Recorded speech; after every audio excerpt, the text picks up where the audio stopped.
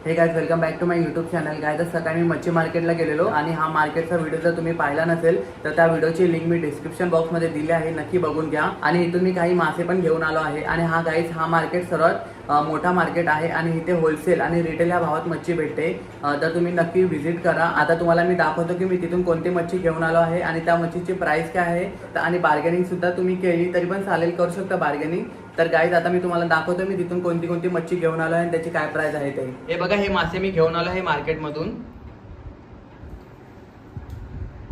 तर इथे रुपेशने आहे ना कोळंबी घेऊन आले आहे। ही मोठ्या साईजची कोळंबी आहे आणि ही 200 रुपये अर्धा किलो घेतली आणि 1 किलो 400 रुपये होती।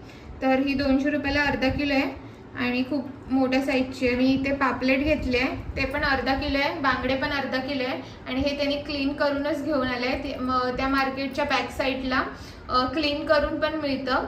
तर ते क्लीन करायचे 1 किलोचे 20 रुपये घेतात आणि ह्या दोघांचे मिळून 20 रुपये घेतले, कारण हे अर्धा किलो आणि हे अर्धा किलो आहे म्हणून दोघांचे मिळून क्लीन करायचे 20 रुपयेच घेतले। आणि हे पापलेट ह्या साईजचे आहे आणि हे पापलेट 180 रुपये अर्धा किलो मिळाले आणि 350 रुपये किलो होते। आणि हे बांगडे हे पण अर्धा किलो आहे, अर्धा किलोला 3च बांगडे आले आणि पापलेट वाटतं 7 की 8 आले अर्धा किलोला।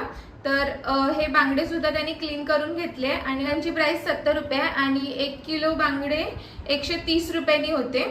आणि इथे आहे ते खेकडे आहे, हे जिवंत खेकडे आहे।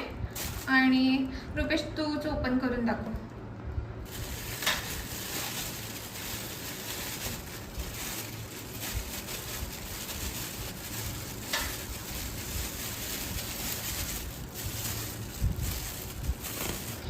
हे खेकडे पण अर्धा किलोच आहे, आम्ही सर्व मच्छी अर्धा अर्धा किलोच आणली आहे। आणि हे खेकडे 200 रुपये अर्धा किलो मिळाले आहे, 400 रुपये किलो होते। अर्धा किलो मध्ये 5 ते 6 खेकडे आले आहे आणि तुम्ही बघू शकता त्याची साईज केवढी आहे ती।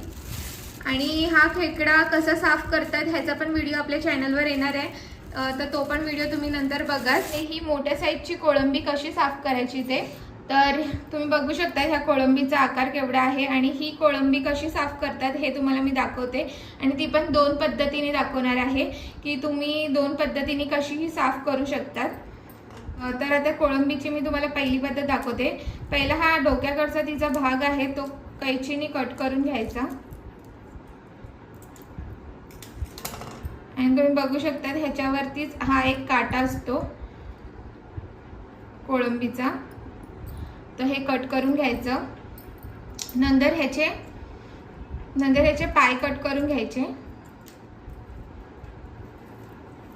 तर आता आपण ह्या कोळंबीचे पाय पण कट करून घेतले आहे।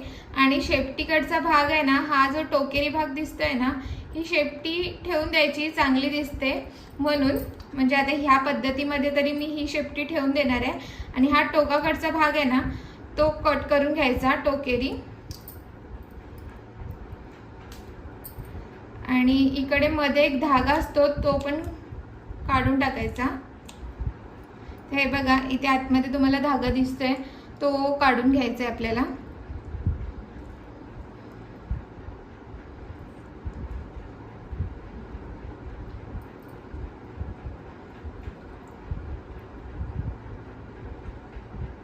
हे बघा काय कोळंबीमध्ये काळा असतो, ह्या कोळंबीमध्ये असा धागा आहे थोडं ब्राऊन आणि व्हाईट कलरमध्ये, तर हा काढून घ्यायचा आहे।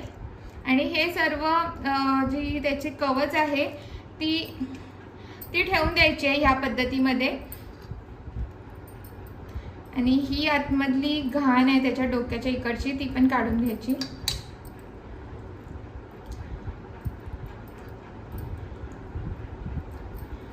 आणि ही कोळंबी आपली साफ झाली आहे। कारण आहे ना हे डोक्याकडचा भाग ठेवला ना तर तेवढाच साराला चव येते, म्हणून मी हा ठेवून तुम्हाला दाखवली आहे ही पद्धत। आणि दुसरी पद्धत, हा पूर्णच डोक्याकडचा भाग काढून टाकायचा।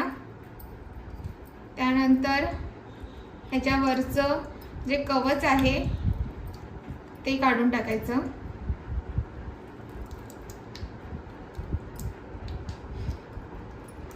आणि ही शेपटी पण काढून टाकायची। तर ही अशी पूर्ण कोळंबी साफ करायची।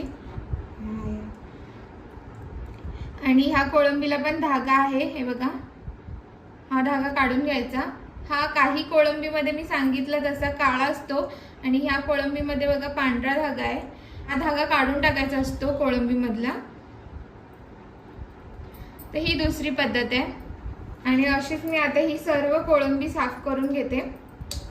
तर आता कोळंबी मी साफ करून घेतली आहे.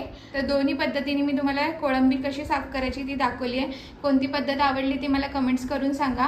आणि तुम्हाला आजचा व्हिडिओ आवडला असेल तर व्हिडिओला लाईक करा, फ्रेंड्स अँड फॅमिलीमध्ये शेअर करा. आणि तुम्ही माझ्या चॅनलवर नवीन आहात तर चॅनलला सबस्क्राईब करा.